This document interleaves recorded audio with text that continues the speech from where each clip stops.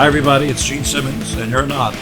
This is Kiss My Collectibles podcast. Don't you do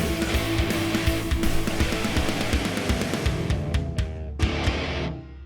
Hello everyone, and welcome to the next episode of Kiss My Collectibles. I am one of your co-hosts, Jason Herndon, and with me, as always, is Joe. These guys. Yeah, Joe and Nicholas. Nicholas and Joe. Yeah, Joe and Nicholas. Joe and Nicholas. So here we are. Yeah, it's been a minute. Huh? It's been a minute. Yeah. It's been a while. I'd say it's been a month and a half or something since we've released anything. Well, you know, the big issue around this time of year is the same issue I have in April. I pretty much go dark for at least 2 weeks, maybe a little more during Record Store Day, Black Friday. I just don't have any time to do anything. But we're past that, so I can finally breathe again and get back to doing episodes more often. So, yay. We are. Yeah, I've been having fun. It's been relaxing. I mean, I've been sleeping really well. So. Yeah. So anyway, this week on the episode, we are going to cover. It's kind of going to be a little variation of our essentials episode, where we usually do the top 5 essential certain things, tour books, those kinds of things.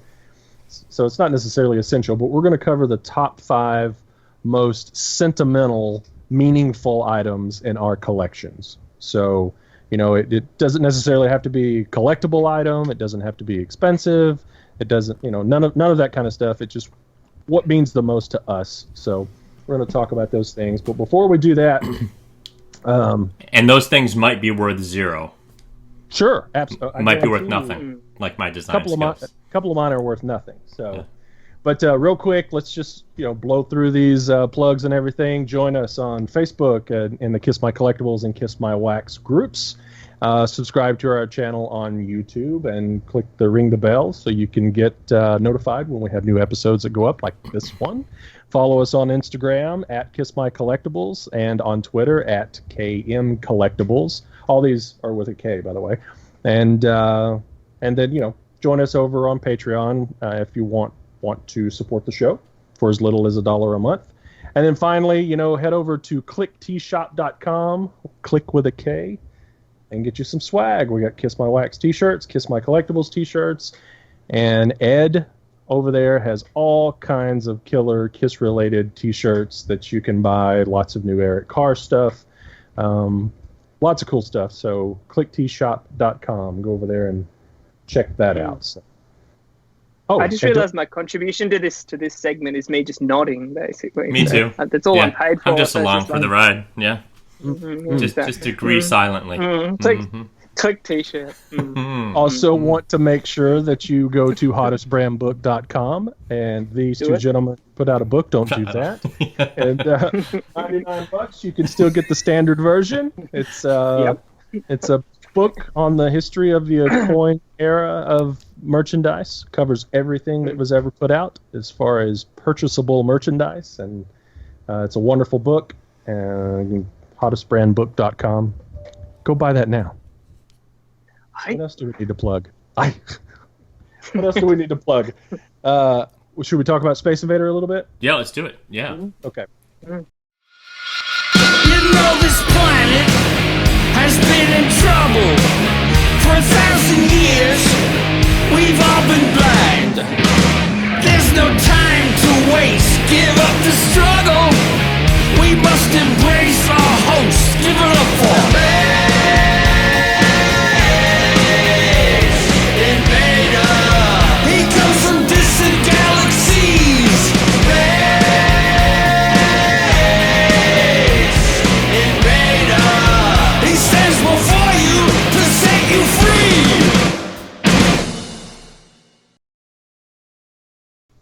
Space Invader. So we had talked about, what is today? It's December 4th, right? December 4th as we were recording this, Wednesday as we speak. It's December 9th in Australia, but... December, right. 2021. Yeah, 2021, and he's upside down. So. That's right. Yeah. I don't know how he doesn't fall off the bottom. Culturally, it's 1972, but yes. Yeah. But my mustache would fit right in then. Oh, yeah, good point. Good point. Yeah. The 5th anniversary edition of Ace Frehley's Space Invader, brought to you by Kiss My Wax and E1 Entertainment, or E1. I always say E1 Entertainment. Yeah. We had initially projected that we were going to be shipping that sometime around the end of November. I believe the records are pressed, the jackets are printed. Ace has been moving from coast to coast, from the West Coast to the East Coast. It's kind of been out of pocket for the last couple of weeks. I have sent out an email to all the customers. So if you're hearing this for the first time, check your emails, maybe in your spam. I've sent an email explaining it in great depth. But Ace has not been able to sign the jackets. We actually just had the jackets reshipped from California to his new location on the East Coast. He should have them Monday. What's the date, Monday? I have no idea. The 9th? Anyway, something like that. He should have them Monday the 9th, and hopefully he will be signing them promptly and then send them up to Connecticut, which is our printer and fulfillment company who is doing all the other components. Most of the components that we're printing, like the slipcase and the Mylar poster, the hype sticker, the insert, the lyric book insert, most of that's probably about halfway finished. Wouldn't you say, Joe? Something like that? Oh, yeah, at least. If not going on press here imminently, So right, it's, yeah. Right. So all that stuff is very close to being finished and wrapped up. Yeah, I know that the slipcase is printed, but we just, they're making the embossing plates, whatever they have to do to make the embossing plates and all of that stuff. So, the hope is that everybody will have the records in their hands at least by Christmas. I hope we get to ship earlier than that. There's always a chance that something could delay it even more. It really just depends on, how quickly Ace signs those records and we get everything in the same place. Because right now the actual vinyl is on the West Coast and California at Rainbow pressed, and they're waiting to ship it. And then, these jackets are going to the East Coast. Anyway. It's coming together. It's just coming together a little bit slower than we had hoped, but that's what you run into when you do these kinds of projects that have all kinds of moving parts. But we just wanted to update you. It's going to be a beautiful piece of product when you do finally have it in your hands, and we can't wait for everybody to see it. Yeah, we're pretty excited about the finishes on this thing. There's a really cool finish on the slipcase. The embossing. There's a cool. The finishing on the poster is really cool. So there's some really premium stuff in this package. So we're really excited for everybody to get it. And we're excited to have it in our hands too. So we think it's going to be a pretty special piece. So we're looking forward to everybody. And by and large, everyone's been so supportive out there. I've just been reading the replies to some of these stuff, and everyone understands that life happens. Same thing with the book. Like, we had a cyclone moving from east to west. You've got an Ace Frehley moving from west to east. It's just, you know what I mean? Like things, it's a comet going that way. Yeah, things like that happen, and people understand. I've seen a couple of people complain, but like in the grand scheme of things, it's just life. You're going to get your records. They're just going to look absolutely spectacular. I've seen all the early things, and I think it's only when you, a little bit like the book, when you open up that package and you see, you go, wow, I get why this is a premium product and not just your run-of-the-mill $30 record. This thing, there's a reason why this is a little bit more premium. It's because every single piece that we've put in it is high-end, and it's a beauty. It's a little piece of art, actually. I absolutely love what I've seen so far. Joe and Jason have been working so hard on this, and I think everyone's just going to be so excited when they see it. And it's just so cool, too.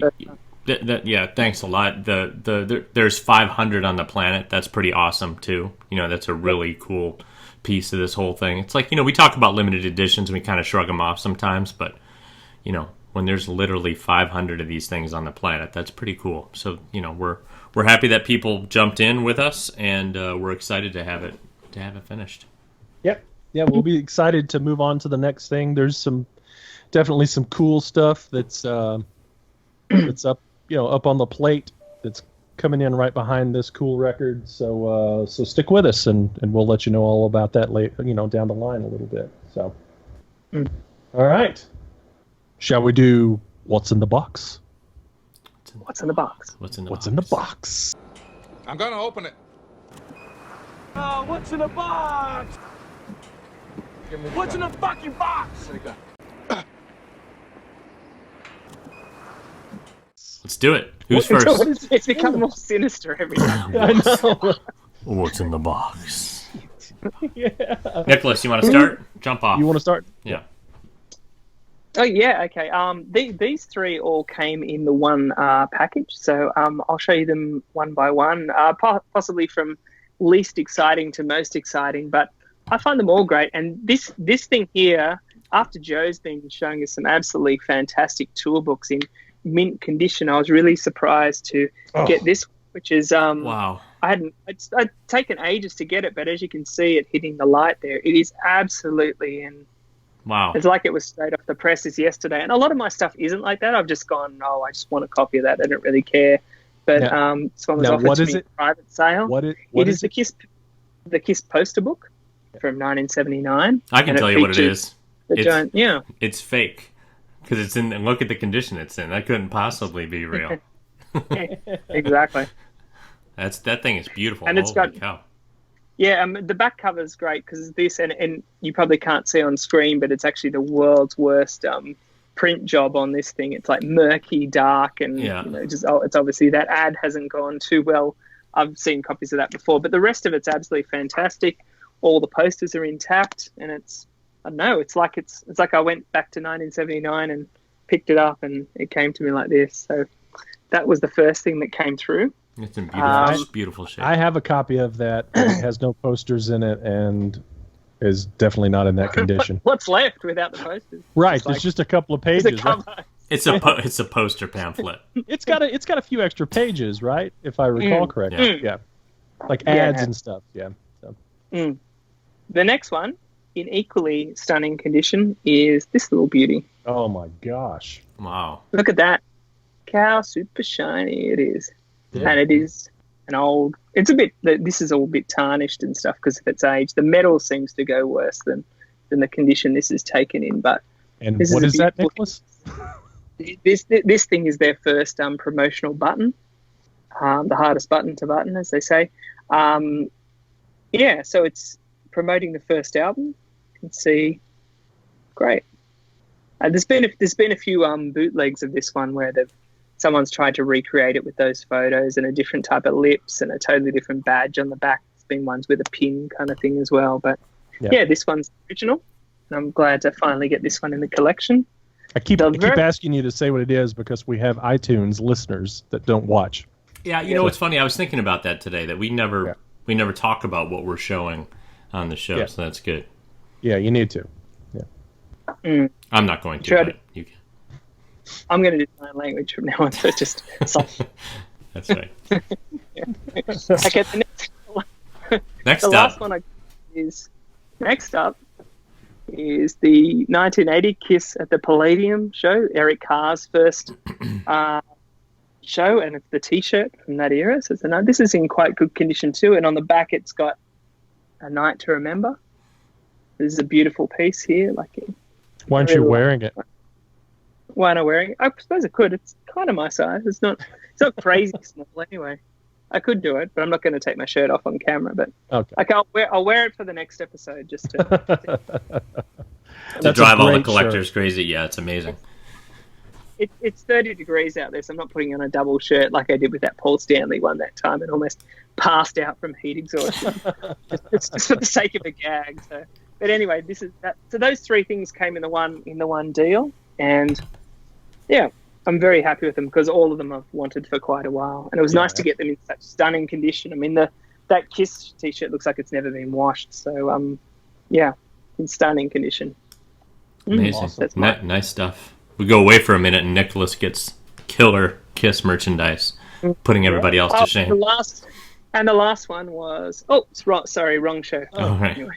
It was a Queen album, but Kiss My Queen? Kiss My Queen? That sounds like my Saturday night. Kiss My Queen with a KW, just so you're... Yeah. All right. Should I go? You want to go, Joe?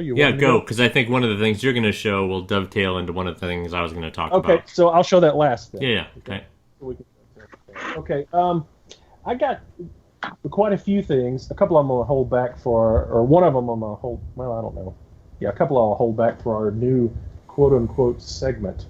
So There's a couple things that I got that are vintage that I've wanted for a long, long time, and this particular one that I'm going to show right now, I was kind of worried about it, and I was, sending information, and photos and stuff over to Nicholas, because of note there's an Italian seller that has counterfeited the Alive 2 error copy vinyl, and it's been proven. You open it up, and the jacket on the inside is brand new white, and it's printed on newer cardboard, so you just know. But it has ring wear on it, and so when you're looking at it in a picture, you would have no idea. But a fellow collector in the groups got it, and it was checked out by some experts, and they determined that it was definitely counterfeit. Well, that same person is now selling some counterfeit press kits, specifically Kiss Alive 2, The Elder, and possibly Creatures. I'm not sure. And this is an Italian seller. So when I saw this particular thing, the Elder press kit, I was leery because it was from an Italian seller. It was a different Italian seller, and he had also had sold 2 or 3 of these previous, which is always a giant red flag for me. So anyway, I went ahead and I asked the guy what the story on it was, why he had multiple copies, and he said something about his father had worked for a record distributor over there in the 70s and 80s, and they had press kits, not just Kiss, but several other bands as well. Of course, that could be suspect, but I decided to go ahead and take a chance, and I sent Nicholas closer photos of it. Now, this has a lot of little, probably not going to be able to see it. It has creases in it. Yep. And then up here in the corner, you can also see where the staple is pushed through. So that kind of made it feel weathered a little bit to me. Nobody could do that in 2019. Well, they could. Of course, they could. In 10 minutes. Rubbing a bit. This is the biography, and this only came with the biography and a couple of photos originally, and actually mine only has one. And the second page is actually upside down, stapled in upside down. So I don't know. It's the Australian version. Yeah, this is the photo. It's hard for me to tell. It could be a photocopy. These things are. Do they smell? It's very shiny. It's very shiny there. I just don't know what to think. Smell test is always the way to go. Well, no moldy paper. It's very shiny. The whole thing feels very shiny compared to what they used to do. But I mean, that one, even the cover looks very shiny. It could just be your lighting, but what does yours? Do you know what yours looks like? I don't have it. You don't have the Elder one? No, I don't have. Elder, Kiss, Hotter Than Hell. Send them to me.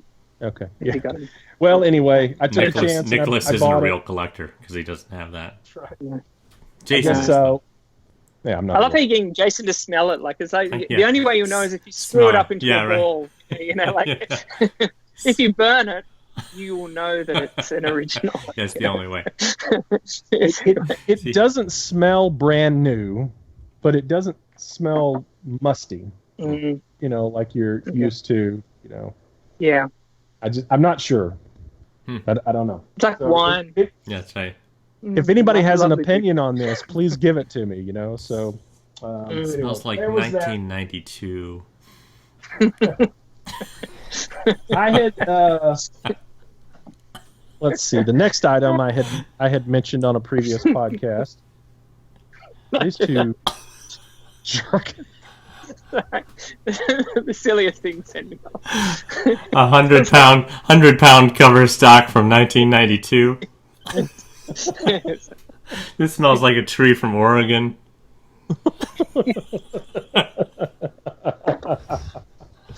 the paper sleuth.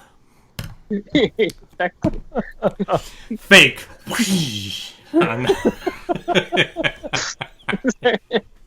Spit it out. Oh, man.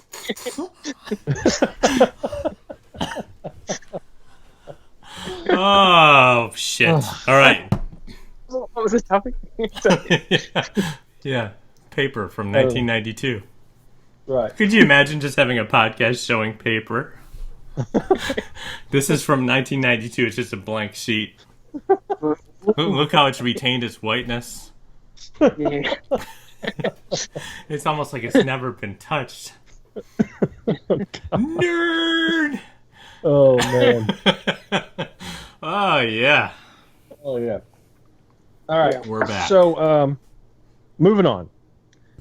This was something I talked about really wanting in an episode. I think it was actually in my, might have been in my one of my top 5 most wanted or something like that, maybe when we went through it.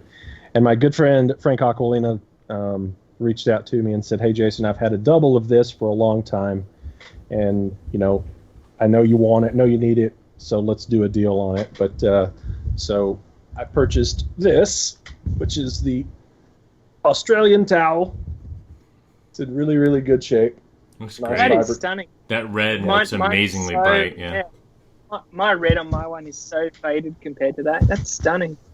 Frank Wow. told me that this set in a drummer's kick drum for years, Wow. and you can kind of tell that the white is a little yellowed a little bit. I mean, Yeah. at least you can in person, but the colors, I don't think the thing's ever been washed. What does it smell like? Everything in the whole state. We'll smell every single one of them now. Yeah, that smells like a kick drum. I'd say Yeah. Pearl or 2003. Oh I can smell boy. the maple. Oh, that'd be the world's worst mutant power. Yeah. All right, moving on again. Just picked this up. This just came in a day or two ago, and I showed it in the group. But this is the water-soluble version of the makeup kit, the Kiss Your Face makeup kit. So I guess that the first cup. Well, there's only one, but there's a misprint that says Chris. But the first two that I have in the collection are grease paint kind of stuff, and I think there was some issues with that. Maybe it was causing issues, or it was hard to get off, and so I think the company switched over to these water-soluble, water-based kind of things. And Gene on the back cover is now the bass player instead of the. I think it was the bass as in BASE on the first two versions. Yeah, but now what is he there? Is he the regular bass player? He's the bass guitarist. He's the bass player. Bass guitar. Yeah, He's the bass guitarist. But oh, hello, the family Sam. Whisket is still spelt incorrect, I think. If there's a word without an H. Is that what you're saying? Should be a H in it. Yeah. Yeah, WISKERED. Whisk. Yeah, I mean it's a hard one because it's probably not a real word. Is whisket a real word? I don't know. Yeah, right. So anyway, this completes my makeup kit collection. From the Kiss Your Face ones, I have 3 now. You complete me. The original and then So the you've got the two. So there's yes. So there's the 2 grease paint ones, right? One with the correct Peter Criss, one with the incorrect Peter Criss. correct. Right, and then there's the water soluble. I don't know. I've never heard of any kind of errors on this version. So, No. Actually, That's a totally different kit too. Isn't there an Australian version of this? Is there? It was sold through a different company, and you can see it in the ad, but I'm pretty sure the box is exactly the same. You don't Perhaps think- with a sticker or something. I want you to kiss your face. Introducing Kiss Your Face makeup. Just like the makeup worn by supergroup Kiss, Kiss Your Face has everything you need. Professional makeup, brushes, cream remover, even a makeup diagram. So you can look like Gene, Paul, Peter or Ace. So kiss your face and you can feel as outrageous as you look. Kiss Your Face makeup from Krona. Okay. I forgot. It's in the book, but I've forgotten the name of the company. There's another company that actually. It may actually be, and this is going to be totally wrong, but I'm trying to remember now off the top of my head. It's in the book, but I can't bother to reach over there to look. But I think it might be Chroma Toys who did the joint action mobiles as well. Gotcha. I think, but you'll probably read the book while watching the episode and think I'm totally wrong. So I guess technically there would be a fourth one if you wanted to chase that down. I'm sure it's exceedingly rare, correct? Wouldn't you? But I don't think I've hunted down any change to the packaging. So I don't know if it's I just think it may have been just imported by Chroma Toys. Gotcha. And in the commercial it says Chroma Toys, but yeah, I don't know if it's actually a fourth version. So those are all getting very expensive now. They're all tough to track down. Is there one in your esteemed opinions that is the tougher one of the bunch to find? The water soluble and is way harder to find. Is it? Way more difficult to find. Yes. Yeah. Mm-hmm. Because that would have been later in the run, assuming and there less were of a them lot made. less made. I'm sure. Mm-hmm. Yeah. So when I posted it, no, go ahead, Nicholas. No, I was going to say the first one I do like for just one reason, because it has the little thing at the top corner saying, including refills, and has inside the booklet it shows you the mocked up makeup refills that you could get, which were never sold, right? Which were never sold. Yeah. It's basically looks like just a mock up anyway. And I think that one also had the KISS microphone from memory, and both of those were removed in the later booklets. Right. So the first one's probably the most easiest to find, but I think it's cool because it has those two little almost non-KISS things that were pulled off and not run mass after that. Speaking of, this just came in yesterday, and I haven't even taken it out of the plastic that the guy sent it in, so I don't even recall if it has the booklet. There's just an Australian towel stuffed in it. That's right. Yeah. I know this isn't in the best condition. It's another elder present.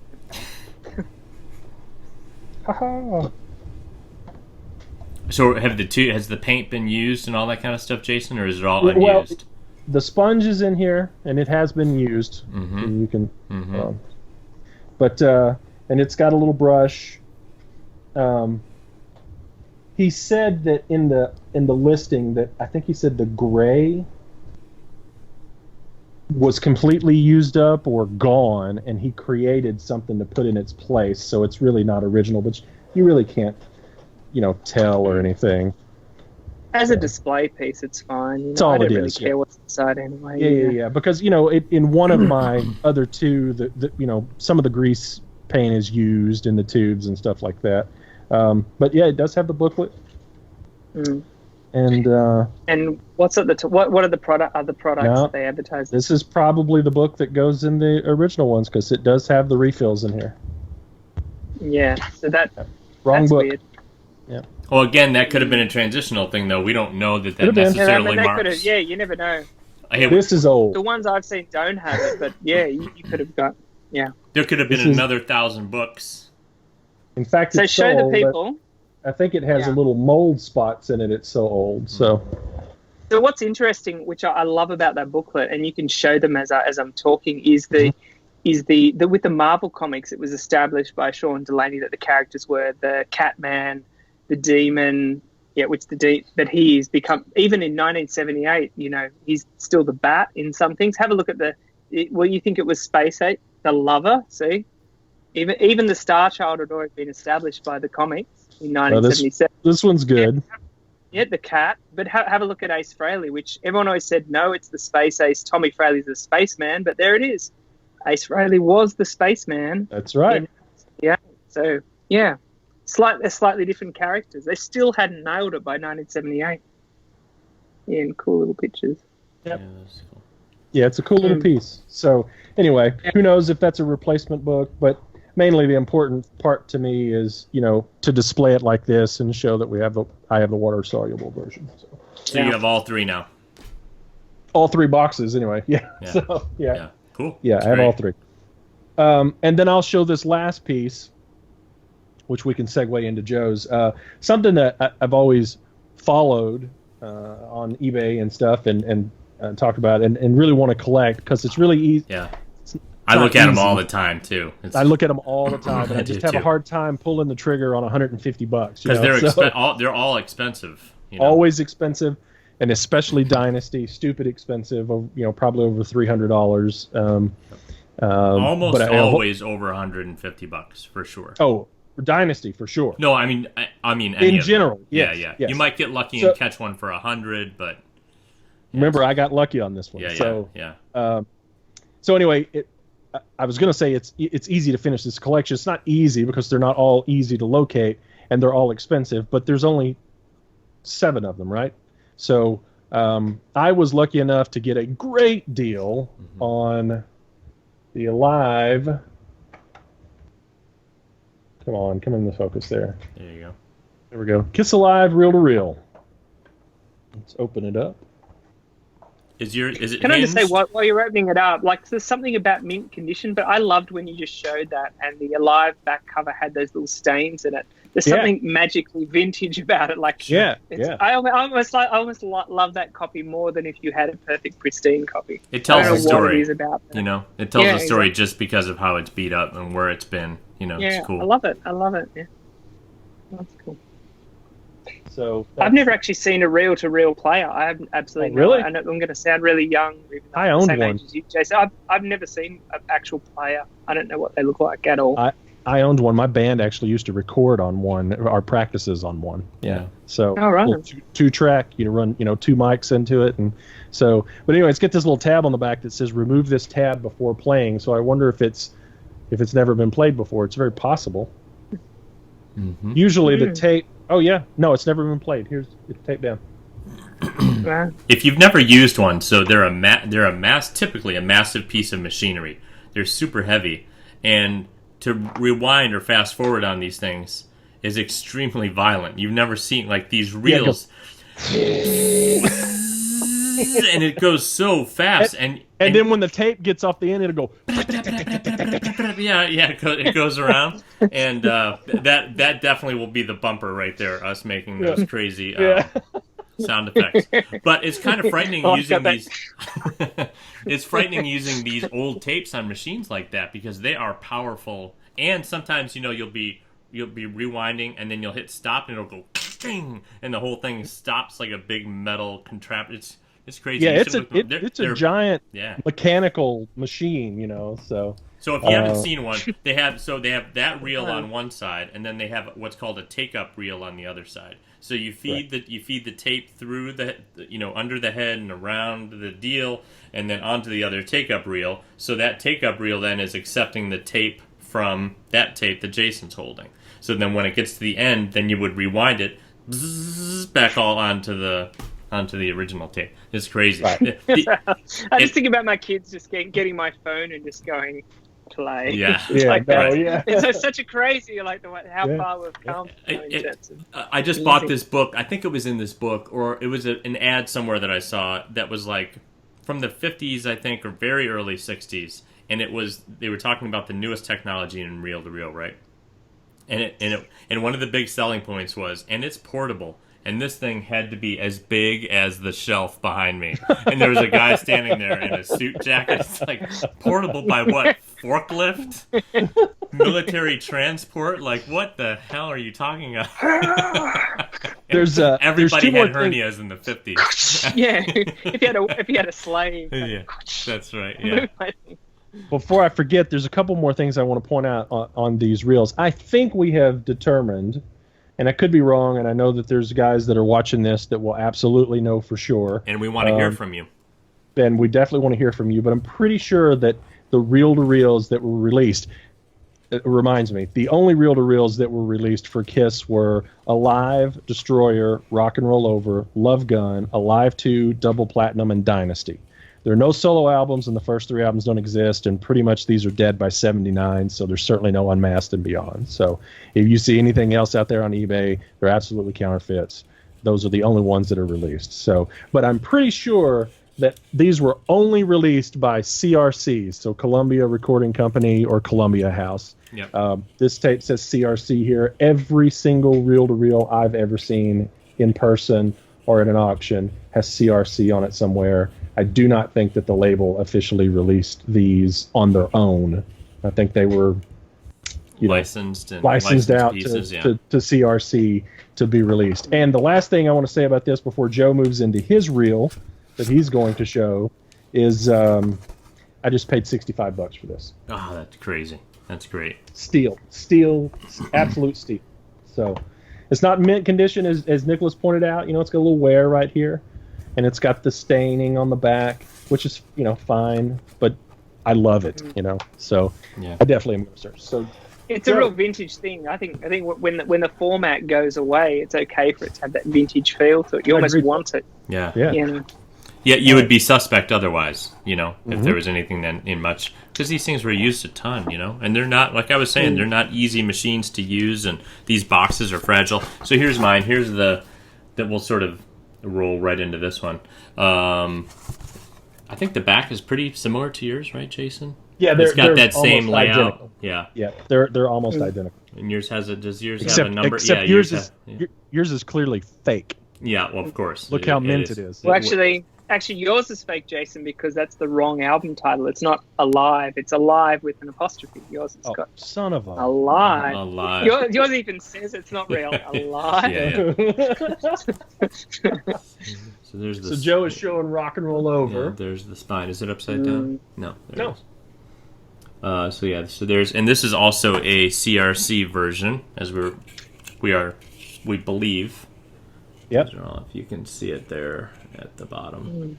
Yep, there it is. CRC. In a different position there. Not in focus, but they're in different positions. Does yours say CRC on the spine? Mine does not. I think you and I talked about this before. Oh, it does. Mine does, actually. Yours does, and mine doesn't. Yes, we've talked about that, yeah. Mine doesn't say CRC on the spine. Interesting. So here's the big thing with this one. So somebody, what led us into talking about some of this stuff this week and brought it to the forefront was somebody was talking about that they had collected all the reel-to-reels.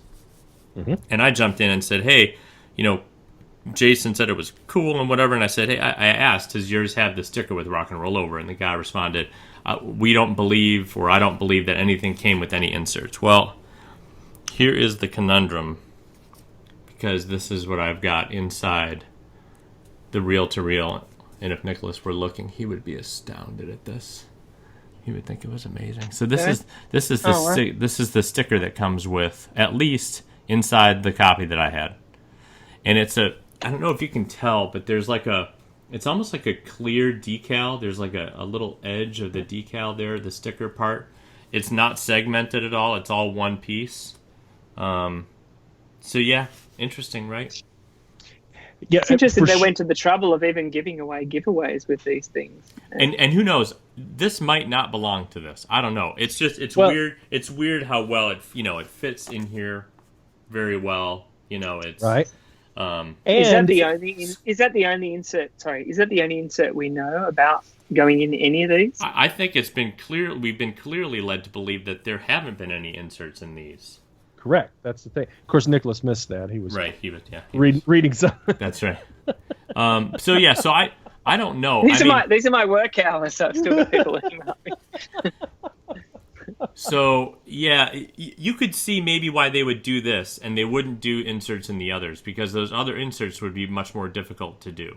This would be a pretty easy reproduction thing to do for them, but for them to do, let's say a booklet or a poster or the gun in Love, like all that, it would be exceedingly tough for them to do unless the gun from the record fit in. But then who knows the time frame? It's just an interesting piece of history. I'm gonna try and track this down.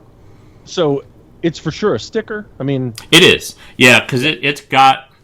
You can almost see how it can. I'll actually do it a little bit. It's like it's like a clear decal. Oh, interesting. Wow. Mm-hmm. Yeah. So the color goes all the way through.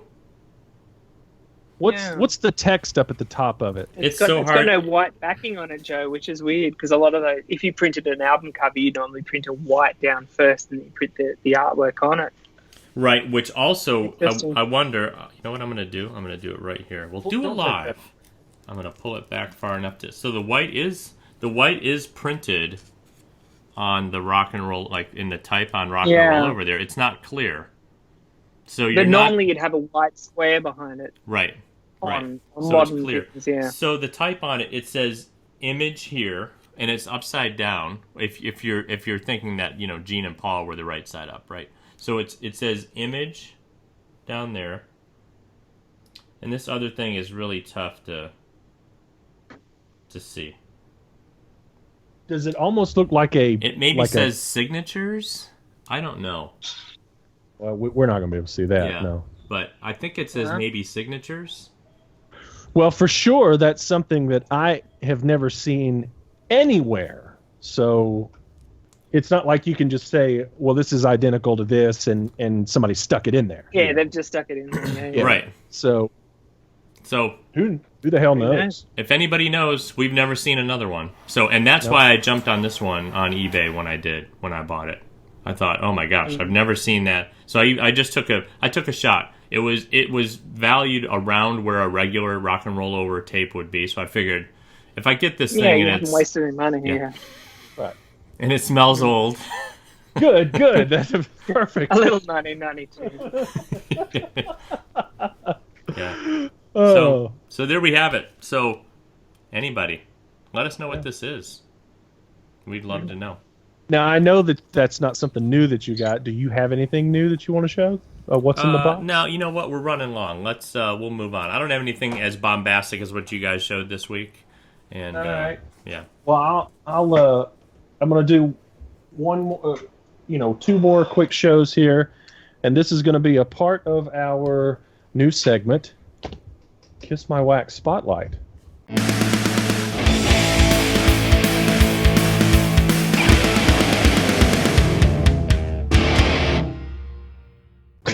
So, on the Kiss My Wax Spotlight this week, we're going to talk a little bit about the Walmart exclusive Orange Destroyer Resurrected that came out on Black Friday. Is that your 34th or your 35th copy that you have, Jason? Of that the Orange? Yeah. It's my fifth copy.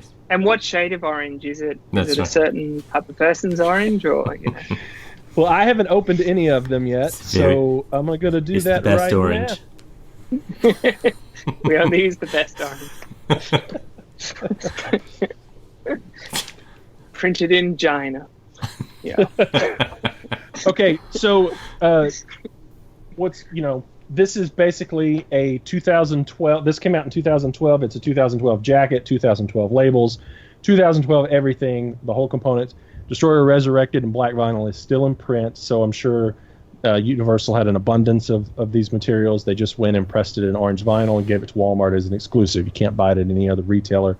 It does have a UPC sticker over the original sticker, so you can have a different catalog number. And I would love to know the inner workings of that deal. Does Universal go to Walmart? Because Walmart's this massive behemoth and says, hey, we've got extras, how about a thing? Or we want to do 12 Universal titles, or we want to do 50 Universal titles, or whatever it is. Sure. And here's one that we think could sell because of whatever. And we'll throw this one in. Or is it the other way around? It can be both, because I can tell you with my company, we do exclusives all the time. And, of course, we have some exclusive deals with some labels that we always have exclusives on. But there's also situations where, like, who comes to us a lot, like Red Distribution or Sony or something like that. They'll come to us and say, hey, here's a list of 200 titles, catalog titles that we have active in the system that we can do anything with.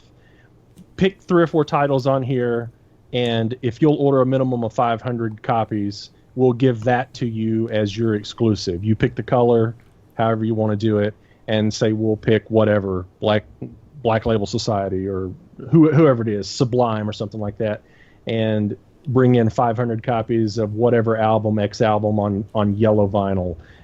They'll approach us. Sometimes we'll approach a label and say, hey, we'd really like to do an exclusive color on this particular release. Would you be up to pressing 500 more copies in, black and red swirl or something like that? So it happens all over the place. So it could have easily have been Walmart going to the labels saying, hey, we want to sell some vinyl. We need some exclusives for Black Friday. Or it could have been, sales reps at Universal that went and said, hey, let's do a deal. It could have been either way. So what's the word on the street as far as how available these are? Is there any sort of like community buzz as far as they're all over the place? Well, there's community buzz, and so Walmart has over 4,000 stores in the country, in the United States, And of course, there were a few people that I read say that they had talked to someone and were told that they did 5,000 of these. That's kind of a hard number to believe.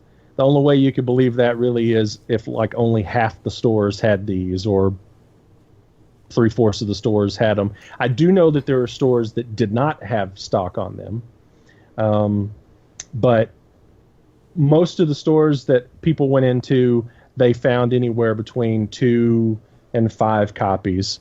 There were I didn't see any reports of more than 5 copies. So if you averaged 3 copies per store, and there's 4,000 Walmart stores or 5,000 Walmart stores, I mean, you do the math. 15,000 copies. Is there really 15,000 copies? There could be. It seems like there's more than 5,000. But people were kind of freaking out that this was, when those Sound of Vinyl color issues come out, we know they're capped, between 2,000 and 3,000 copies, and some of those have sold, or at least one of them is sold completely out, like the Destroyer red vinyl, and then so. But anyway, everybody kind of freaked out over it. You can get them all day long. So, but anyway, just real quick to finish this up, it comes with the original booklet. It has the inner sleeve on the front and back, and it's got all of the information on the inside. The story and all of that, and then here's the color of the vinyl. Can I ask a question? With all these colored vinyls coming out, is there anything which is worth a lot of money now? Like, are there any that have come out, gone away, and now it's become a real collector item, or are they all pretty much sitting around a similar price? All of them are sitting around at a similar price, with the exception of the red marbled or red and black swirled Destroyer that came out. That came out on the heels of something else pretty quickly, right? Yes. And weren't people like, and yeah. It was here and then gone. Yeah. I mean, Went they away. were gone. And the only reason I asked that is because I've been sort of collecting, as I showed very briefly, of these kind of things. But these are all like, getting to be $150, $250 records. They're like from, 2014, all the live kind of official Queen releases, and they're all super expensive. I was really, really surprised that they just sort of come out and go away and become mega expensive albums. I'm going to be a little disparaging to Kiss for a moment and say, even though we would all like to think that these guys sell as good as Queen and Led Zeppelin and the Beatles, clearly they don't. They just don't. And when you press, they just don't. And when you press 3,000 Kiss records, it hangs around for a good long time. When you press 2,000 or 3,000 Zeppelin records or Queen records or Pearl Jam records or Dave Matthews records or anything like that, in those are considered low numbers with those types of bands. They sell out and they're gone, and they go through the roof. But Hysteria is still sitting around. They're doing what they can to get rid of those. All of the colored vinyl Kiss that had come out, including the solo album box set that everybody clamored for, there's still plenty of those. They discount them like crazy. The only one that's really gained any real value is the Destroyer red and black marbled one, or whatever it was, swirled, because that seemed to come and go. I don't know if it was pressed in less numbers or if more people bought it. I don't know. But interesting. And you're only asking about represses, right, Nicholas? Yeah, exactly. Yeah, not vintage stuff. Just of the new kind of, or any kind of new releases. Because obviously Sonic Boom went absolutely insane in that thing. The colored vinyl on that is insane. Like Queen have brought out 5 live albums over the last 10 years, which is Kiss just aren't bringing out vintage live concerts like Queen are doing. So obviously it's a totally different story. These are the Kiss ones are just re-releases of stuff people have, whereas obviously the Queen ones are shows that people don't have at all. I think it's a totally different thing, Yeah, I think if we get into, if Universal does decide to do something with the band and put out some, colored vinyl live records or anything that's different than the same thing that's being, because these are just money grabs, and I don't have a problem with cash grabs, because I love colored vinyl and I think it looks great and it's cheap, so that doesn't bother me. I'm not offended by that or anything, but if they start putting out some live stuff like that, I think it could go through the roof. Just like anybody else. Yeah, if you did a 1,500 piece Black Friday release or something, those would be very expensive very fast. Because the install base of KISS, you would think, is probably, tens of thousands of people. Collectors, hardcore collectors. So, yeah. Okay, all right. So there's the Kiss My Wax Spotlight segment.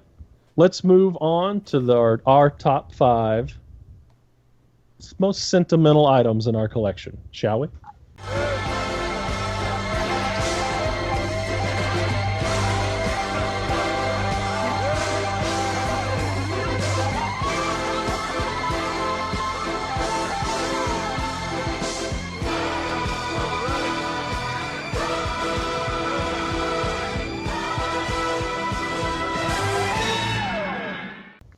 Oh, is his heart beating? I'm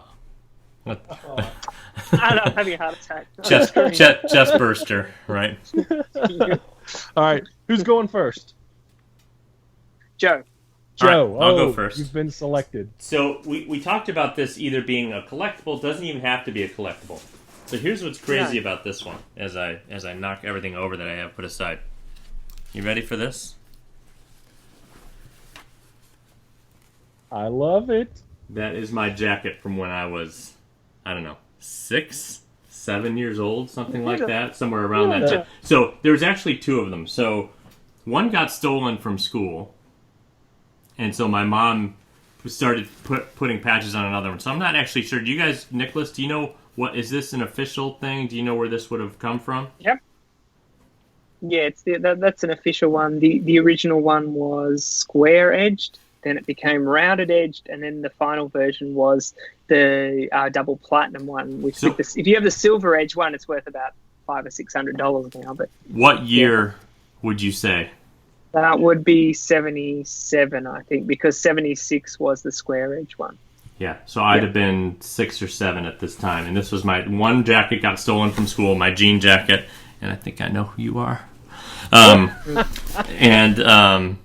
Yeah, so there it is. This is one of my most nostalgic, most sentimental items. It has that whole jacket's in great condition. Actually. It is, isn't it? It's just been folded up in a box since I was very little, and it's moved with me almost every place I've gone. Detroit Tigers patch there on the arm. Nice. I've got a T-ball patch on the back from 1979. I knew how to party with Mickey at Fort Wilderness when I was a little kid. So there you go. So that's one of the items that to me is, when I think my KISS history, this is one of the things. As soon as I saw the arm of that coming up, it just immediately reminded me. I cannot believe I didn't bring my jean jacket, because I have one that my mom made for me when I was in like the 8th grade. Yeah. 7th or 8th grade. Yep. And it has the solo album patches. Now, of course, this would have been in the early 80s, mid 80s. Yep. It has the solo album patches on it, and it has a logo patch on the top and the back, and a Kiss Army patch on it somewhere. And I used to wear that thing everywhere. So I'm going to pull a Jason Herndon real quick. So when I went and did the Gene Simmons vault, and I kind of brought some stuff with me with Danny Dabbs. With my I've known him my whole since my childhood. So I kind of brought some things to show Gene. Hey, this is. It was just a quick thing I wanted to do. Like, hey, this is kind of like a little bit of my history, And so. Here's what's funny. So, here's the photo of me as a little kid. Oh, wow. Dressed up. And Gene, as he is wont to do, took the photo. We'll scan that in, show that big on screen. He took the photo and signed it. So, what did you think when he took it and started I could not believe. I had this. I had a newspaper clipping from 77. I had the jean jacket, and I had something else. I was kind of like, hey, I've been a fan for a long time. Here's the jacket I had. Newspaper clipping my family would collect. Here's the photo of me as a little kid, Not that he gives a shit, but it was just kind of fun. So he just took all this stuff and just started signing, and I'm like, whoa, these are like, this is my childhood here. But there you go. He signs Joe's forehead as well. He's just like Right, signing exactly. Just signing everything. So, yeah. You're actually lucky you didn't cover over the face because you probably haven't got the negative of that photo. No, I'm quite sure that I don't. So, Mm. Is there any way to get Sharpie off of 45-year-old photo? I mean, it's all right. Now it's got its own story in and of itself. You know, it's kind of I guess an it does, interesting thing, doesn't it? but Yeah. there you go. So, Yeah. so that would have been about the time I was wearing the jean jacket. So That's there you go. awesome. Yeah. That is so awesome. Who's next, Nicholas or me? Pick it. You. Okay, I'll go. Let's go in reverse order from what we did before. That's fine. I actually have, I don't know, 5 and a what, you know, what's that? What do you call it whenever it's a fucking honorable mention or something like that? Yeah. So 5 and an extra. So this piece, and oddly enough, most of this stuff are records, but this particular record, and 2 of these things have a Danny Dabb story. Of course it does, right? Right. So, Jason's going to start his Danny and Me podcast. Danny and me. Exactly. All right. So when Danny was selling off his collection, there were a couple of pieces in it that, you know, of course, I was a lot younger then, you know, probably 16, 17 years old when he started selling off. I was in high school. I didn't have money to buy stuff, and he had expensive items. But there were a couple items that I really wanted. I really wanted his Mego dolls, which I bought from him. And I really wanted this because I'd never seen it before. So this is my copy. It was Danny's original copy of Originals 2 that I got from him when he sold off his entire collection. And over the years, I have been able to take it and get it signed. Unfortunately, Paul and Gene signed it in black. Paul's signature is in his hair. Yeah, we can kind of see it. Yeah. Yeah. And then Gene's is a scribble up the top. That was at the official KISS conventions. And then, you know, Ace and Peter in our later autographs. Joe O'Dell got that Peter autograph for me, and the other 3 I got in person myself. But this meant a lot to me. When I sold off my collection in '99, this was one of the pieces I kept because, you know, it came from Danny, and I didn't want to get rid of it. So this means a lot to me just because Danny, everybody knows Danny's been in my life for a long time, and, you know, so. Cool. That's piece number 1. That's great. Your turn, Nicholas. Yeah, I love that. Okay. Because I wasn't, obviously, as everyone knows, I'm slightly later to the parties, but this is probably one of my earliest pieces, and this meant so much to me because it was the superheroes to receive the history, and I'll explain what you're seeing here in a split second. Don't worry, don't freak out. So to receive, you know, like this was a lot of money back in the day. I didn't have much money when I was, you know, 18 or 19. I couldn't afford to go to the KISS conventions and see them here. So I missed out on that. I saw them play live. I didn't see the KISS conventions, but I stumped up and bought History, and just like, it doesn't mean that much now, but at the time to have the 4 original members sign it, it was like superheroes had touched the same paper. Like in 1990, it doesn't mean much now, but in 1996 to have these superheroes from the past all come together, and all of them have sat down and touched that same piece of paper that's in this history. It was just magical. I think I just stared at the signatures now. This is before meet and greets. This is before anything else, but to have Ace, Gene, Peter and Paul sign this thing was just incredible. This means a lot to me, this thing, and I think it's because it was so much money.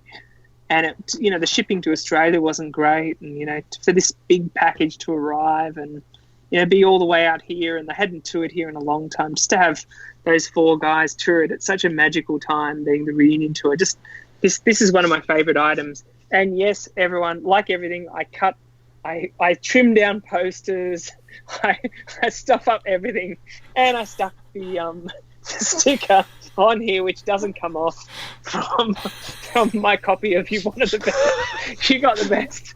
I don't know why I did it. I did it and it fucked it up, but who cares? Leave it to Nicholas in one fell swoop to screw up 2 Kiss collectibles at one time. This sums me up. Rash, impulsive, do something without thinking and then regret it later. Yeah, much like this podcast. So, yeah. You're telling me. Yeah. Oh, you bastard. Yeah. Anyway, I just wanted to segue because I feel the same way about this, Nicholas. And you bought the Paul, Gene, Ace, and Peter side. And I got the Paul, Gene, Bruce, and Eric. But I spent a lot of time over the years. I got Bill Aucoin, Vinnie Vincent, Tommy Thayer. That Ace signature is beautiful. Vinnie Vincent takes up half the page. Bill Starkey is down there, and Ace Frehley over here because there was just no room for him. So I really, Peter, I need to get Peter to sign this. So and it'll pretty much Bill be Aucoin's on there as well. Bill Aucoin. I met Bill Aucoin in Atlanta. That's amazing. I had him sign 2 things: a photo of him with that, the marionette thing, and this. That was all I had him sign. I have 2 copies of that. I have the original copy of then the second copy with the original 4 in there as well. Yeah, I never had that version. I never went out and bought it again. But what was Bill like? Oh, he was sweet. Yeah, sweet. So he was hitting on lots of guys, but he was sweet, and it was really. He was gentle. Yeah. He attentive. Yeah, he was attentive. He was very nice. So I enjoyed talking to him. He spent a lot of time talking to people, and he answered pretty much anything you asked him. So I'm very lucky that I got to meet him. So. All right, Joe. Okay, so here's my next one. Everybody's gonna freak out, and they won't believe how I'm storing these things. You ready? just sits in my basement, just like this. Are you ready? Peter Chris's heroin. Yeah. Peter Chris's heroin. So there's the Gene, my original Mego dolls from when I was a little kid. Awesome. The cousin hit version. in plastic bags. From whatever Christmas that was, I remember at Christmas morning I opened up 2 from Santa, and then that afternoon I got Peter and Ace in the afternoon, and so I have them in this box, just hidden away in the basement. And Nicholas, I'm going to join you in having screwed up a Kiss collectible because. Oh, you cut the boxes up. Of course you did. Cut the boxes up. Yep. Some of these still have the fishing wire, or the little wire pieces on here that I would use as the guitar straps to hang around, and yep. Had them up in my room when I was, probably even into high school. I think I had them displayed in my room with the guitars and the whole thing. So that is so cool. So yeah, I mean, just for me, to have them as just a piece that I remember from being a little kid. I can very clearly remember getting these and being so excited to have them. It's pretty interesting and pretty cool. I know when they went away, when you wanted to get laid. That's the time when you took them down and put them in the drawer. Yes, this is not working for me. Just wait 1 minute. Gotta run upstairs real quick, yeah. like the candles, spray the cologne, get rid of all the dolls. You just yeah, right, exactly. So. That is hilarious. Oh my gosh. All right, Maya. You're up. Okay, so I bought this record. I was just talking to a friend about it in the actual store I bought it in probably 94, somewhere, maybe 93. No, it's probably, I don't know, yeah, probably 93. And so there's a store in Nashville called Phonolux. It's a used record store. And I remember going in there, and I used to go up there all the time with friends, and and I'd look for Kiss collectibles, and behind the counter one day was this lovely white label promo of the first album. That's great. And pretty dead mint condition. And I mean, it's fake, but it's really cool. It's clearly fake. What does it smell like? And just put your face in the bag. Yeah. Blows up. Jason dies. It's got plastic everything. At least you knew what year it was from. It smells like regret, disappointment, and failure. Let's see. And then in 1998, there was a music store opening up in Nashville called Mars Music. It was an instrument store. And Paul was at the grand opening. And I had Paul sign it in 1998. And there was actually a news crew there that caught it on video. And I went home and taped the news that night. And it was showing him sign this record right there in that spot. So I'll throw that clip in right here. It's rock and roll all night at 100 Oaks Mall tonight. Anyone who was ever a member of the Kiss Army, and John over here knows all the songs, will recognize the face even without the makeup. That's what makes Kiss different than other bands, is that we have fans that last with us forever. That's, of course, Paul Stanley, co-founder and rhythm guitarist for the rock group Kiss. He's in Music City tonight signing autographs at the grand opening of a new music superstore at 100 Oaks Mall. The rocker is also auctioning off one of his signature guitars. They do look different without the makeup. Yeah, he was the one with the star, right? And then I didn't get any more signatures on this until the vault. And I got Gene at the vault. And I wish he hadn't signed it in gold. I wish he'd have signed it in silver like everybody else. And then I got Ace to sign it. Indy? Was it Indy? Yeah, got Ace to sign it in Indy. That's where that was. And then this was another one that I've never met Peter Criss before. So one of my big regrets so far, but I needed Peter on a lot of different things. So my friend Joe Odell, who's in the group, he offered to let me send him, a handful of items, 4 or 5 items that I needed Peter, to finish when he was up in Canada last year, or was it this year? Last year. And so this was one of the things I sent to him, and he got Peter to sign it for me, and that completed it. So this means a lot to me because, it's probably the first rare item that I bought with my own money. I was still in high school at the time, and, because up until then I just had more common things, a lunchbox here, an Amigo doll there, and that sort of stuff, and a lot of records. But this was truly a rare item, and I think at the time I paid $200 for it in the mid '90s. So. Were you that did you know that much about vinyl to know about promo copies and all that at the time, or you just liked the colored sticker and that? Like what was it that drew you to it? Well, obviously, the sticker on the front denotes the promo. I don't think I had a conscious, knowing of white label promos, but I certainly knew about promos. I had other promo records, and I had other records that said promotional copy on it, and not just Kiss records, just other bands and stuff like that. I knew what they were for, and I knew that they weren't sold in stores, as far as new. I knew that concept, but I don't think I knew anything about this white label promo or anything like that at the time. I would have just been, 15 or something like that when I got this. Yeah. So, but I knew it was rare, and that's why I saved up a bunch of money and went and bought it. So there's number 2 for me. Nicholas.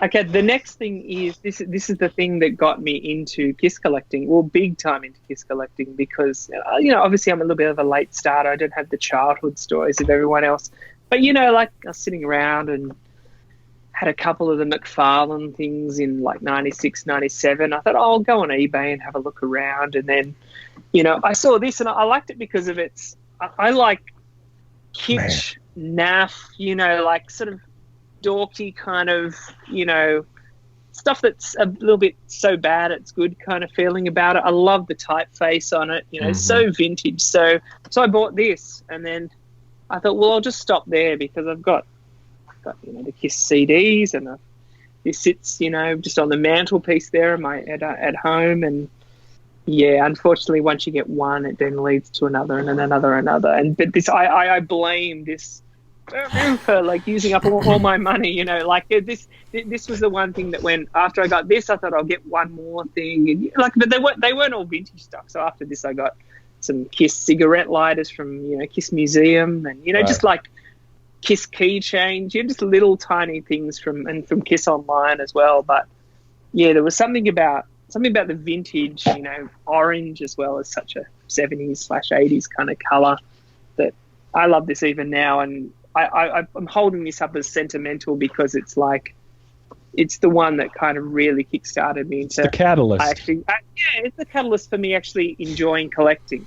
I liked Kiss for a long time before then, but this was, 9 or 10 years afterwards that I just went, I really actually enjoy the collecting side of it. So this started everything for me, Is that no, the only? I don't have. Sorry. Is that the only one that you have? Did we say what that was? Yeah. Oh, sorry. For the people on iTunes, this is the. No, this is the Kiss Australian cushion. So I keep forgetting that. I'll get used to it by episode 672.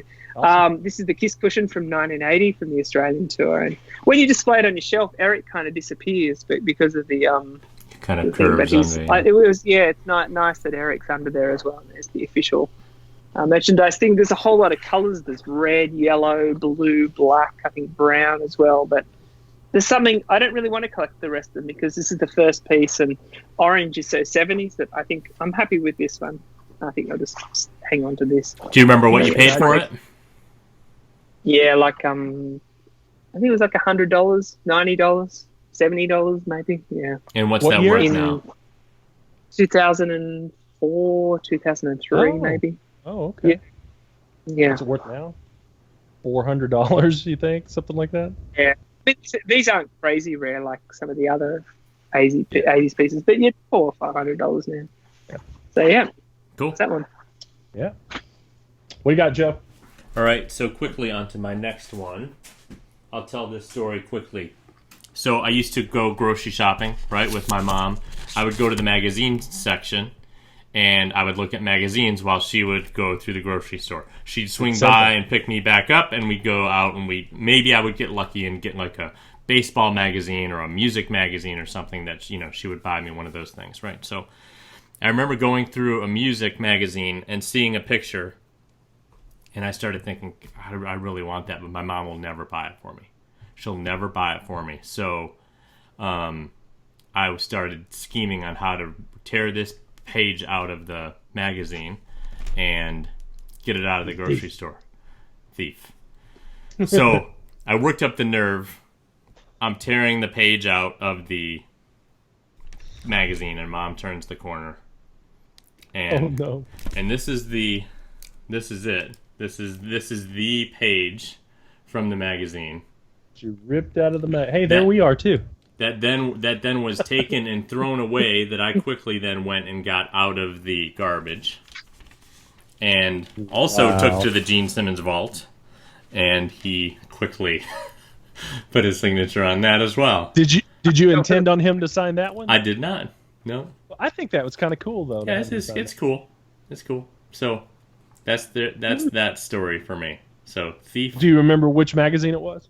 I don't. I remember going on the FAQ at one point and asking people, "Do you know where this came from?" Kind of a thing. And I think I have the magazine, but I don't remember.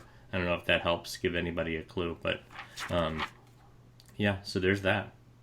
That's killer, man. That's killer. Tearing sheets out of Kiss magazines in the grocery store when I'm a little kid.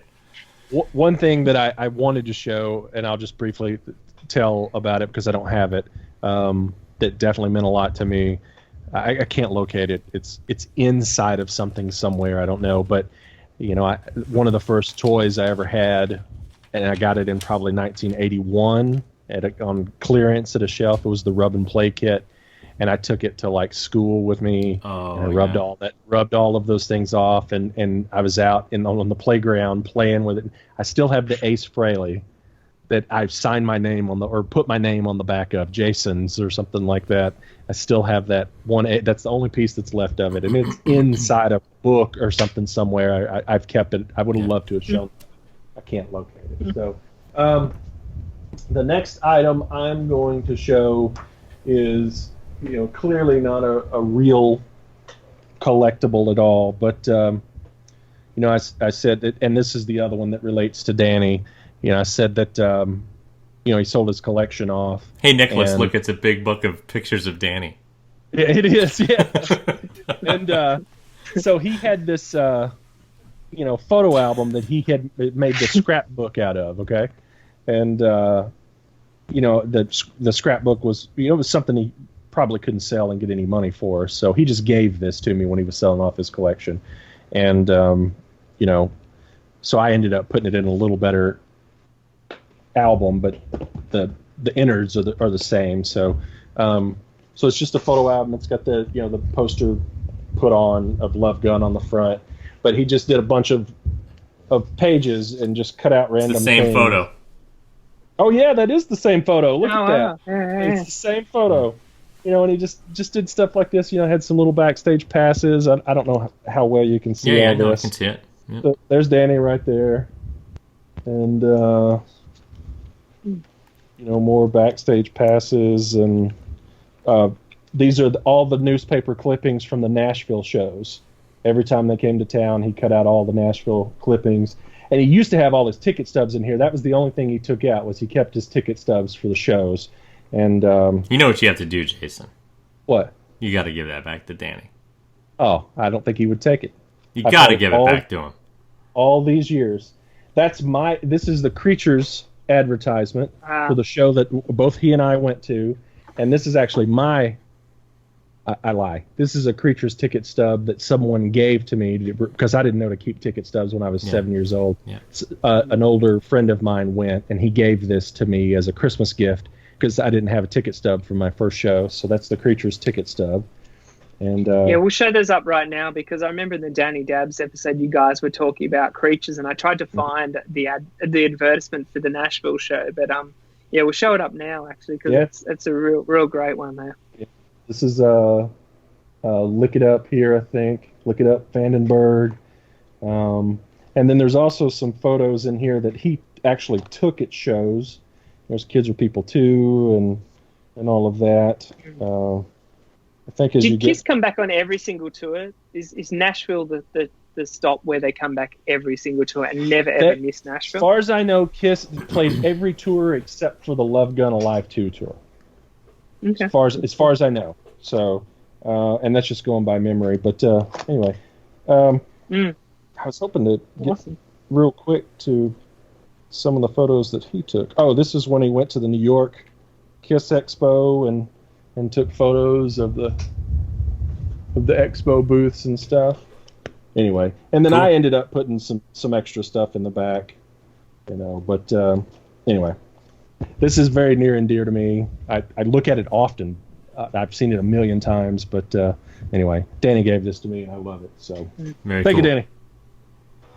Nicholas.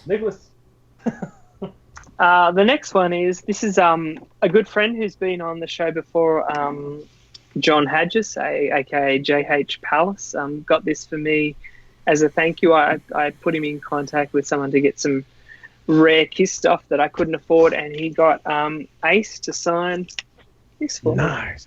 That's cool. Which is really nice. I got it. My wife got it framed for a Christmas, and even better is that Ace misspells my name and misses out a whole letter there. So that's great Ace Frehley work there. But I mean, it's AC kind of go. Oh, that's kind of cool in its own way. But yeah, I don't know. Just to have to Nicholas, just to even have it personalized. Because I will never ever sell this. So I love personalized signatures. It's it's to me. It's to no one else. And this will always be. I will never get rid of this one. Mostly because I probably couldn't, because have to find another Nicholas without a H. Spelled like that. Spelled like that. Yeah, right. I scoured the globe. He hates Kiss. I finally find. I have a brother. That's a great piece. Yeah. Very cool. Yeah. Am I on my last one, or is that number? No, there's two more. I've got two more. Yeah, two more. Yep. Okay, two more. So I'll show this quickly. We all know what this is. Dynasty Tour sponge. I know this story. Yeah, you know the story. So my uncle was a and continues to be a stagehand for years in Detroit. So anybody who came through Detroit, he got backstage passes, guitar picks, stuff from all the shows. I wanted to go to this show. My parents deemed me too young, and I remember being so bummed out and thinking, oh my gosh, they're on stage right now and I'm missing the whole thing. So my uncle brought back a Dynasty Tour book and one of the sponges that obviously somebody had just, left on the arena floor as they were, doing the cleanup and putting away all the wiring and all the cabling and everything from the show. So, cool piece of family history as well as awesome. A cool piece of history. So I look at this often and think about it often. So it's cool to me. I find it interesting that they bought you Kiss Christmas gifts and let you dress up and bought you all of that stuff and let you participate in all of that. Oh yeah. But wouldn't let you go to the show. Yeah. Too young at the time. Would have been 7 or 8 years old at that time. So that's how old I was when I first went. So yeah. Well, okay. Is it Nicholas? Is it back to me? It's you, yep. Okay. All right. So quickly, this isn't too rare or anything, but I wanted to add it to my list here because it's like one of the first things that my wife bought for me, and she just goes, on eBay for Christmas and birthdays and stuff like that, and she'll just pick out random stuff, and sometimes it's I don't know, probably 8 out of 10 times it's some modern stuff or something I already have or something like that. But one day this came in the mail, and she said, Merry Christmas, and it was actually the brochure for the pinball machine, and she's like, did I do good? And of course there's a bunch of these out there, but I always loved these things, and I never had it. And she also bought me the pinball machine manual as well. So I got this. Pinball. My wife bought me this. I can't afford to buy you a pinball machine, so here's a piece of paper with a picture of it on there. That's exactly right. Well, it's kind of like Nicholas's book, right? Yeah. I can't afford any of that shit in there, so I'm just going to buy a book that has all in it. So, but anyway, it's very special to me because my wife just out of the blue. It wasn't something I said, "Ooh, here's 5 things that you can get for me." She just bought it for me, and that's great. And it just came in, and I was like, "Man, that's great." Good eye, good choice. Yeah. So, yeah. She has a terrible eye in husband, but a great eye in Kiss memorabilia. Could not agree more. Could not agree more. Nicholas. Okay, so this next one, if you watch all the episodes, you've seen it before. But again, I'm going to be brief with this one. But I'm going to hold this thing up again. I thought for sure you were going to hold up Kiss underwear. Because that's such a Nicholas thing to do. I'm going to be brief with this one. Debrief you all. Yeah. No. This is a part of Australian, folklore. So much that Peter's brought it back in, 2013 or so whatever year it was that it came, that they redid it in. But this is the original. This is worth a lot of money now. Most kids cut out the pictures on the back. Mine's a Gene, of course. And this is they've also coloured it in. This is the 1980. Not that it matters to the YouTube people. I may as well hold it up this way. The iTunes people. This is the 1980 Kiss Ice Blocks, but this is even rarer than just the Ice Block packets. This is the box it came in. It's been bootlegged multiple times. It has Mr. Eric Carr on it, and there's something about this that, I wasn't a Kiss collector back in the day, but I've got so vivid memories of this ice block and the Empire Strikes Back ice block with the jelly tip. And I always chose the Empire Strikes Back one at the time because the jelly tip was much more delicious than this was just kind of coloured ice, just coloured frozen ice, basically. So I'm sorry, Kiss, I chose Empire Strikes Back over you, but as an adult, a 45-year-old man, I'm now collecting your ice block. So what does it say about me? But I love it. It's cool. Go Aussies. I never get tired of seeing that. Anytime we get a chance to see that on the show, it's just so cool. Well, did you have that shrink wrap? Is there foam inside it and it's shrink wrap? So when I bought it as one of those, you probably know him, Slayer Forever, that the guy that puts a lot of rare stuff on. But he did tell me that they've put piece of foam, like cork inside it, Mm-hmm. and they've shrink wrapped it. So it didn't come in that, like I could rip that open, but I can feel that because of its age, it's already starting to pucker. And I think it sort would of start bend, to lose its shape. So I'm yes, it's not in 100% original condition, but no, it's I figured that it wasn't. I mean, sealed, I like figured it was kind of resale. see, you can kind of see here Yeah. where the damage the actual original box is. Yeah. It's not. They're never the greatest cardboard. Do they sell popsicle things in the US, like packs of 10 in the supermarkets? Sure. Yeah, in cardboard boxes like that. Yeah, they have like a zip, a zip it's top. the same kind of thing. Mm-hmm. Yeah, Absolutely. cool, awesome. Yeah, great piece. Joe. So last one for me. So this was the very first piece of Kiss merchandise that I had, and if I had to take one thing out of the house, and if I had to have only one thing with me for the rest of my life, it would be this. It's the first copy of the Kiss record that I got, probably, I'm guessing, when I was 6 or 7 years old, and then spent the next 40-some years trying to get it signed. What are you laughing? I'm just thinking about he's gonna show his record that is the first piece of Kiss merchandise that he has ever had, and wait until I show my first Kiss record and the condition difference. little different. How the hell did you keep that in that good a condition? This is a window into each of your personality. It is. That's right. Man. That's right. Yeah. This is my life. Yeah, exactly. I'm sticking stickers on my things and cutting them up. Right. Like, I show a piece of Kiss merchandise and it's like ding, and Jason is like getting dust off it. It's like all jacked up, and it's when you pulled it out with tweezers. That's when I knew. Yeah, put the white gloves on. Yeah. Gloves on. Sorry I interrupted you, Joe. It just really was taking me over. It's funny. So yeah, my copy of the first record that I got when I was a little kid, and then spent the rest of my adult life trying to get it signed. So how long did it take you? How long did it take me to get all 4? I honestly can't remember where I got these signed now. I'm assuming, I think I got this at the first Kiss meet and greet, 3 of them, and then probably got Ace at a later time. It probably was one of the pieces that I got signed by Ace. So 38 years to get signed, something like that. It's amazing. It took me 20 to get mine signed. Yeah. So, I'm going to show my honorable mention and then show my number 1. So, this is a newer item that I've gotten that means a lot to me because everybody else has a lot of people have gotten to enjoy doing this, and I just never have. But this is my picture with the band in makeup. Oh, that's cool. Wow, that's cool. It was the only time that I had ever met the band in any members in makeup at all. It was when I went to Memphis at the end of the road show and got to get my picture. Eric looks like he's mid-sentence there. We were talking. Well, he did say when I walked up, he said, "Hey, I know you," and I said, "You do?"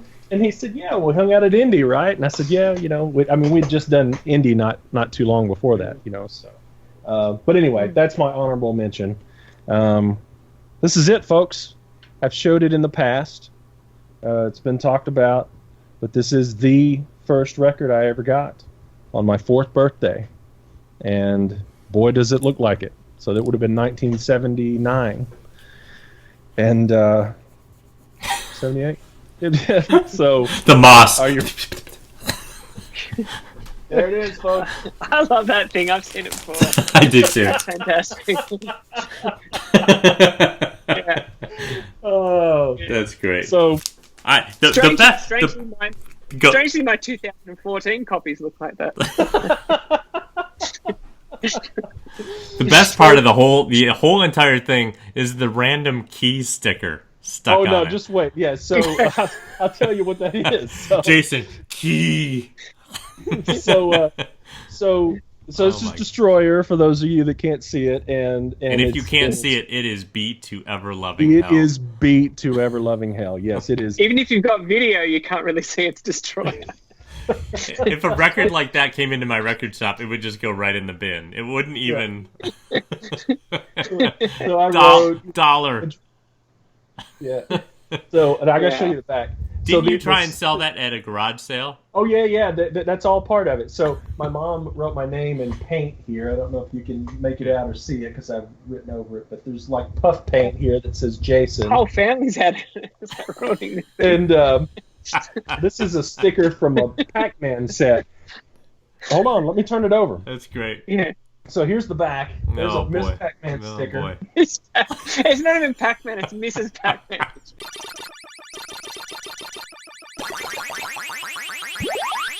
It's Mrs. Pac-Man. It's more hilarious. And just wantonly destroyed all the way around. Why? Look, I did try to sell it for at a yard sale. sale. Yeah. For sale. Yeah. So I will say this. Unfortunately, the vinyl that was in this is long gone. I have nowhere. I'm sure it's broken somewhere. Yeah. But I have the cover, so I don't have the original record that went in it. I actually ripped this thing apart and made it its own gatefold. put photos on the inside of it. This is the best thing ever. Hold on. I taped an inner sleeve on the inside so it could hold a record. Hold on, I can't get it out. This is a warped copy of Love Gun. Holy hell. This is my original Love Gun. This is not indicative of the Space Invader bonus edition.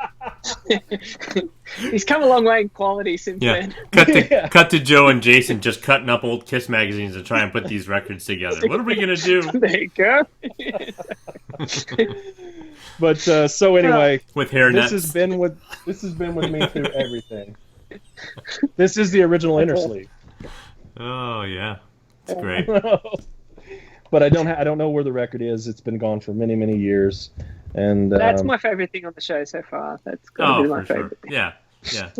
It's legendary, man. That has the patina on it that you could never recreate. It's so amazing. This is not fake. Yeah. Yeah. In fact, I bought an exact copy by an Italian person on on eBay the other day. The key wasn't quite right. Yeah.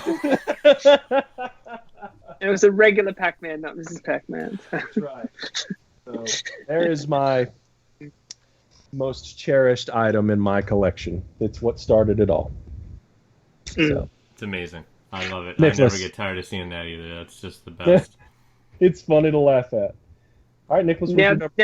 This one is not the shameless self-promotion that's going to look like, but to have, Nicholas, the thing that means most to me is to have made a Kiss book. I have to made tell your own you, official Kiss product. I thought about doing the same thing because it means the world to me too. Honestly. Yeah, I agree. Like to have fallen in love with the band and listened to their music and collected their products, to then have made one of their products that's in their canon means a lot to me. And of course, this being the special edition with all the extras, and of course, as everyone knows, to have not just have Gene and Paul sign it, to have been there and have Gene and Paul sign it, and then to be able to send this out to the world for other people to enjoy. I think that's one of the biggest joys for me is not just making a book and having this book.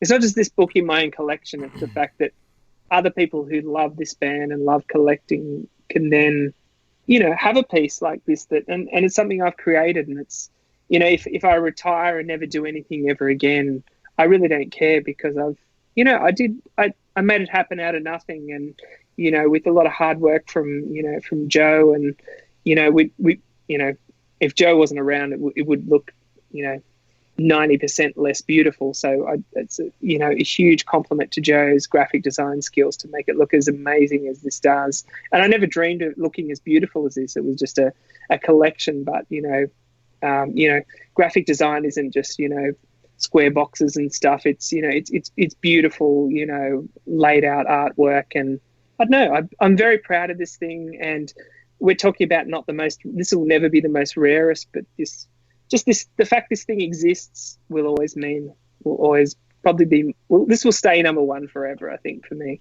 it's such an amazing moment in my life. So, if we talk about what means the most, this does mean the most to me.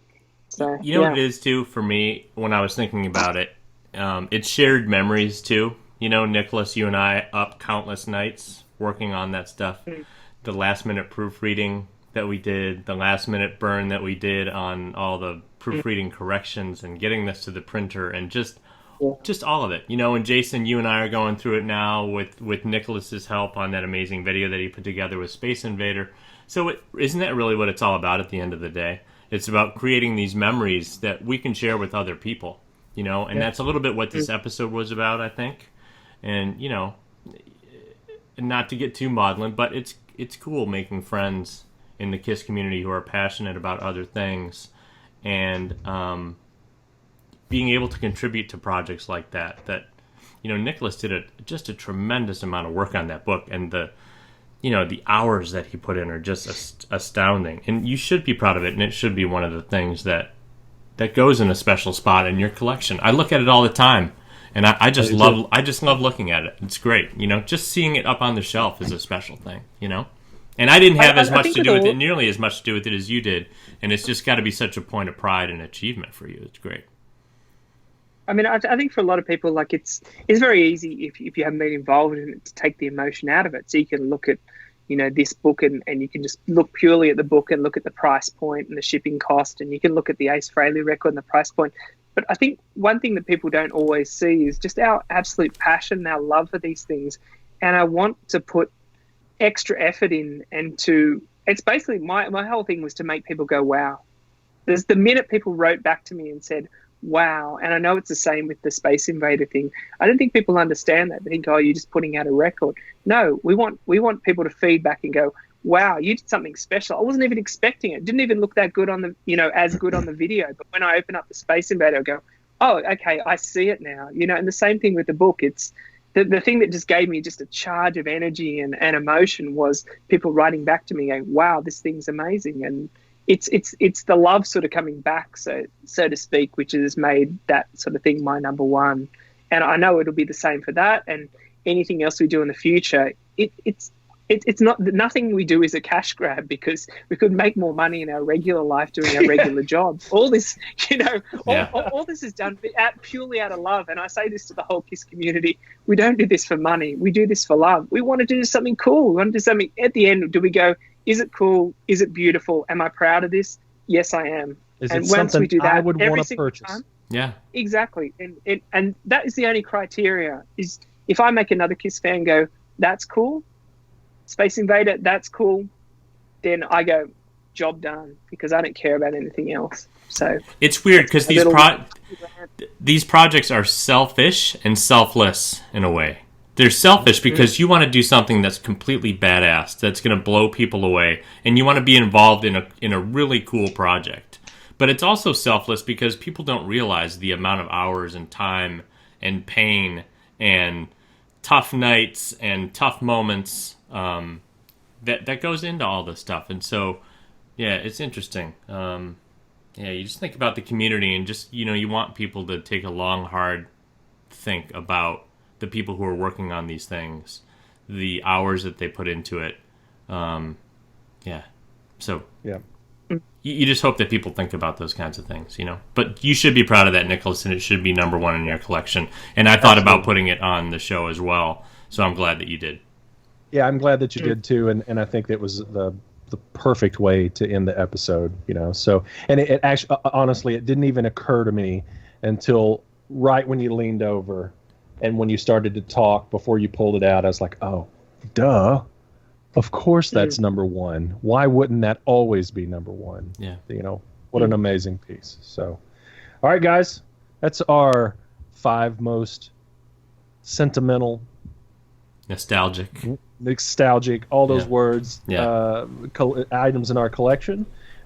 Please, wherever you're watching this, list them below. If you're in the groups, post photos if you have photos. We would love to see photos of stuff that just means the world to you and your collection. It doesn't have to be, you saw what we're showing over here. In some cases, it doesn't have to be anything expensive or super rare. It can be, certainly can be. It can be something you chased for 30 years and you finally found it. But yeah, post photos of that in the groups and stuff. So, and I just want to say, be kind to people.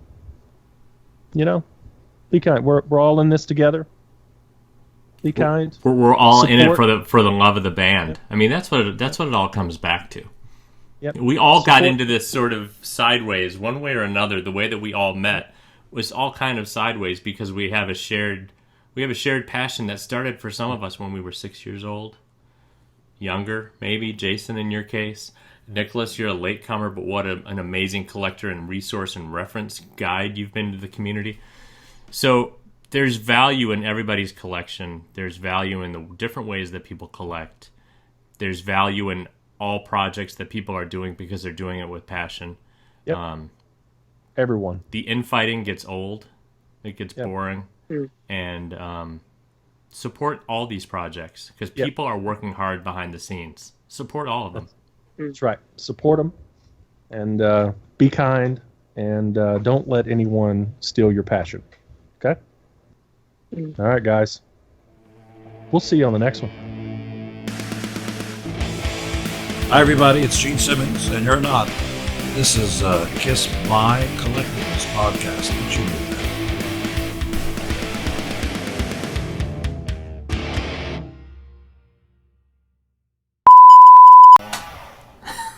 We should fly? Yeah. We should. It's like an Australian, man. Get out! The second one today. Yeah, ready. Ready. Everybody's ready? Okay. Hello. How are you? I'm just kidding. I'm fine. Hey now. It's been like Me? It's been like a month and a half since we did this. What is this thing called podcast? That's right.